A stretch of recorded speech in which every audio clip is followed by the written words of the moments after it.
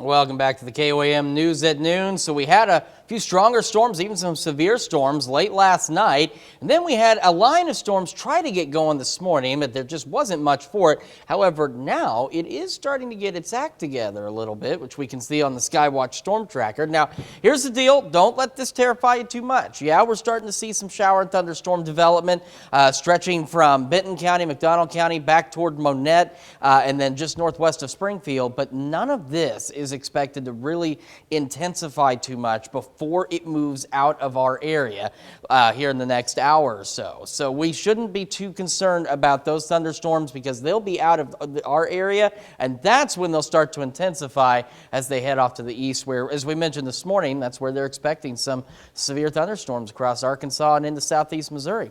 Still got a number of clouds out there, but there's enough opening that the sun is starting to get through. You can see it on our camera. You can see it here on the MoDOT camera at 20th and Range Line. And you can see the sunshine on the KDOT camera at 69 and 400 just south of Pittsburgh.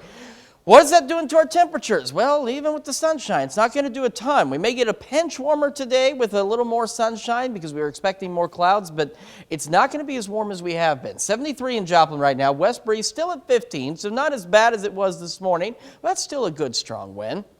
A little cooler in Pittsburgh right now, 66, and that west breeze is at 8 miles an hour. As we head into the afternoon, we're still looking to push lower 70s, might make it up to about 75 for some of us, especially with a little more sunshine out there.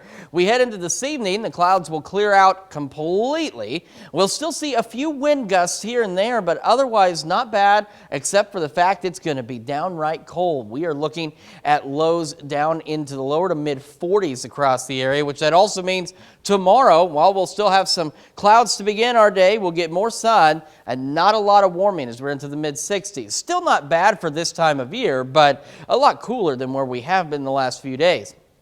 All right, down to 40 Friday night, 55 on Saturday. That's our coldest day on here. Down to 35 overnight, 62 by Sunday. And then after that, we try to warm, but try is the operative word here because, as you can see, we don't really succeed. We make it near 70 by next Wednesday, otherwise hanging out in the 60s, which is keeping our lows in the 40s out there. So very chilly for us in the next several days. And as you can see, some additional shower and thunderstorm chances as we head through next week. So we're pretty good for the rest of today. Again, we've got those showers and storms off to the our eastern counties. They're on their way out, so it's really not much to worry about. A strong storm or two may try and get going, but the worst of it should stay out of here.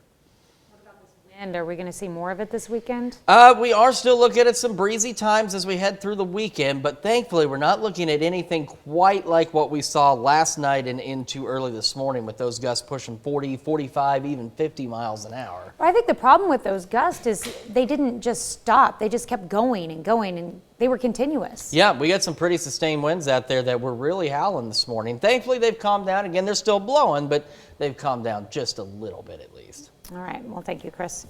Well, stick around. We're making bacon and fried chicken waffle witches after the break.